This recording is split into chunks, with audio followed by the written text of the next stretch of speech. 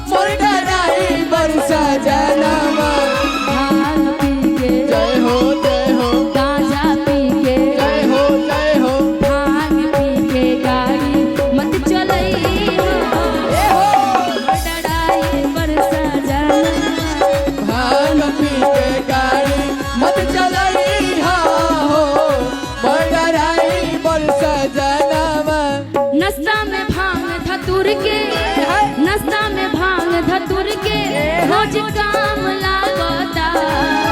नस्ता में भांग धतुर के रोज काम लागता। बोलिए कि जरा ये भैया ताली बजाइए, ये भैया ताली बजाइए, भैया ताली बजाइए। अब तो कितना प्यारा से आवाज है पड़ी का। थोड़ा आप भी बोलिए, मताएं बहन ताली बजाइए, मताएं बहन ताली बजाइए। देखो तुम्हारे नाम से कैसे ताली बजा रहे, बड़ी कंजूस है लोग ना। हाँ। बहुत ज्यादा। बताओ तुम्हारी शादी में लोग क्या चाहेंगे? अभी से इतनी कंजूसी कर रहे हैं। थोड़ा हाथ उठा करके कि नस्ता में भांग धतुर के कि रोज काम लागल बा। ए बाबा कि धीरे चलावा गरिया रोड में धीरे चलावा गरिया रोड में जाम लागल बा। नस्ता में भांग धतुर के, नस्ता में भांग धतुर के रोज काम लागल बा। नस्ता में भांग धतुर के रोज काम लागल बा। धीरे चलावा गरिया रोड में जाम लागल बा। धीरे चलावा गरिया रोड में जाम लागल बा। अरे भांग पी के गाड़ी मत चलइया हो, मोर डराए बरसा जाना। गाजा पी के गाड़ी मत चलइया हो, मोर डराई बरसा जाना बा। देखिए दादी वहाँ से डांस कर रही है, मुझे भी आपके साथ डांस करने का बड़ा मन है। लेकिन क्या करूं, कमेटी के लोगों ने नीचे आने का रास्ता ही नहीं बनाया है। ओहो रा रा रा रा। ताली हाथ उठा के। ओहो, कैसे आओ?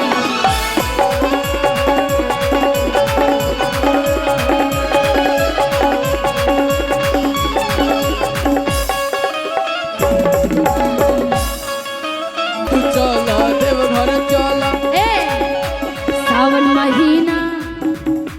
सावन महीना बम बम लागे ददीना 1 2 3। आजी आप आ जाइए ना, इनको थोड़ा सा आने दीजिए ना मंच पे। कैसे आएंगी, आएंगी आप मंच पे? अच्छा बाबू तुमको जाना है घर, मम्मी है तुम्हारी, दादी, कुछ तो बोलो।